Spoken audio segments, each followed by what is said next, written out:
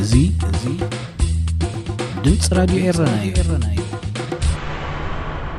ዕለታዊ ዜና ህላዊ ሰራዊት ኤርትራ ኣብ ክልል ትግራይ ንመስርሕ ሰላም ዕንቅፋት ክኸውን ይኽእል እዩ ክብል ኣብቲ ዞባ ዑደት ዘካየደ ላዕለዋይ ልኡኽ ሕብረት ኣፍሪቃ ገሊጹ። ነቲ ልኡኽ ዝመርሐ ኦሉሴጉን ኦባሳንጆ ምስ ላዕለዎት ሓለፍቲ ክልል ትግራይ ድሕሪ ምዝታይ ኣብ ዝሃቦ ቃል ሓይልታት ትግራይ ዕጥቆም ከውርዱ ዘቕርብዎ ዘለዉ ቀዳማይ ጠለብ ምውፃእ ሰራዊት ኤርትራ እዩ ብምባል ንስምምዕ ዘተ ሰላም ፕሪቶርያን ናይሮብን መሓንቆ ክኸውን ይኽእል ኢሉ። እዚ ብሕወሓት ዝቐርብ ዘሎ ጠለብ ኣብ ዘተ ሰላም ፕሪቶርያ እውን ብተደጋጋሚ ተላዒሉን ፍታሕ ክኸውን ይኽእል ዝተባህለ መንገድታት እንተለውን ተዘቲሉን እዩ ድሕሪ ምባል ኦባሳንጆ ሕጂ እውን ፍታሕ ንምርካብ ፃዕርታት ከነካይድ ኢና ኢሉ። እቲ ፍሉይ ልኡኽ ሕብረት ኣፍሪቃ ናብ መቐለ ዝገይሽ ዘሎ ድሕርቲ ጸሓፊ ጉዳያት ኣሜሪካ አንቶኒ ብሊንከን ምስ ቀዳማይ ሚኒስትር ኢትዮጵያ ኣብይ ኣሕመድ ናይ ቴሌፎን ርክብ ምክያዱ 2 መዓልቲ ድሒሩ እዩ። ምውፃእ ናይ ወፃኢ ሓይልታት ዝብል ኣብቲ ስምምዕ ንዘተ ሰላም ሰፊሩ ዘሎ ነጥቢ ናይ ምትግባር ሓላፍነት ዘለዎ ፈደራላዊ መንግስቲ እዩ ክብሉ ሰበስልጣን ሕወሓት ንላዕለዋይ ልኡኽ ሕብረት ኣፍሪቃ ምትሕስሳቦም ይግለጽ።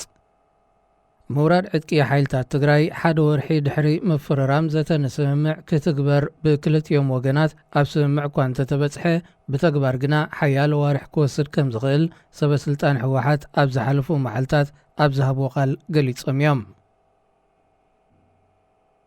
መንግስቲ ደቡብ ሱዳን ካብቲ ምስ ዕጡቓት ሓይልታት ሃገር ከካይዶ ዝጸንሐ ዘተ ሰላም ከም ዝሰሓበ ኣፍሊጡ።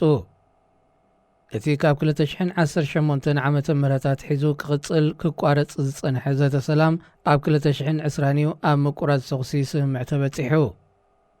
እንተኾነ ካብ ቤት ጽሕፈት ፕሬዚደንት ደቡብ ሱዳን በርናባ ቤንጃሚን ሜርያል ንኤኤፍፒ ብዝሃቦ ቃል ልፍንቲ መስሪቶም ዘለዉ ተቃወምቲ ሓይልታት ነቲ ዘተ ሰላም ግዜ ንምዕዳግ ይጥቀምሉ ስለ ዘለዉ ከነቋርጾ ወሲና ክብል ገሊጹ።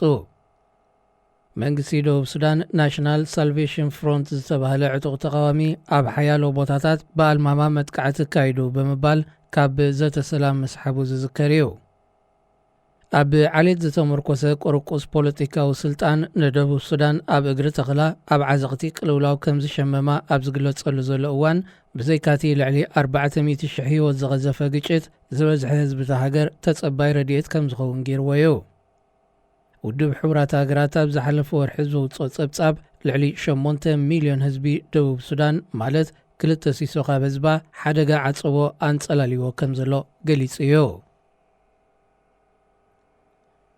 መንግስቲ ሶማል ኣብ ልዕሊ ኣሸባብ ናይቲ ሃገር መጠነ ሰፊሕ መጥቃዕቲ ብዘካይደሉ ዘሎ እዋን ሓደ ካብ ላዕለዎት ሓለፍቲ ጥሩፍ ጉጅለ ከም ዝተቐትለ ማዕከናት ዜናታ ሃገር ገሊጸን። እቲ ብኣቡ ዓብዲ ራሕማን ዝፍለጥ መሐመድ ሓሰን ዑመር ኣብ ዝሓለፈ ወርሒ ዝተኻየደ ውግእ ከም ዝቆሰለ ክግለጽ ድሕሪ ምጽንሑ እዩ ብሰንኪ መውጋእቱ ኣብ ዝሓለፈ ሳልስቲ ከም ዝሞተ ዝግለጽ ዘሎ። ኣሸባብ ሞት ናይቲ ላዕለዋይ በዓል ስልጣን ኣቡ ዓብዲ ራሕማን ሓቂ ምዃኑ እኳ እንተገለጸ ብሰንኪ መውጋእቲ ዘይኮነ ብዝጸንሖ ሕዱር ሕመም ምዃኑ ገሊጹ። መንግስቲ ሶማል ኣብ ዝሓለፈ 2 ዋርሕ ኣንጻር ኣሸባብ ጽዑቕ ኩናት ኣብ ዘካይደሉ ዘሎ እዋን ካብ ላዕለዎት ሓለፍቲ ኣሸባብ ክቕተሉ ኣቡ ዓብዲ ራሕማን ካልኣይ እዩ። ንመራሕቲ ጥሩፍ ጉጅለ ኣቡ ዑበይዳ ክትክእ ግምታት ተነቢርዎ ዝነበረ ዓብዱላሂ ናዲር ዝሓለፈ ወርሒ ሕቡራት መንግስታት ኣሜሪካ ብዘካየደቶ ናይ ሰብ ኣልቦ ነፈርቲ መጥቃዕቲ ከም ዝተቐትለ መንግስቲ ሶማል ኣቐዲሙ ገሊጹ እዩ። ክቡራት ሰማዕትና ዜና ኣብዚ ተፈጺሙ ኣሎ። ሬድዮ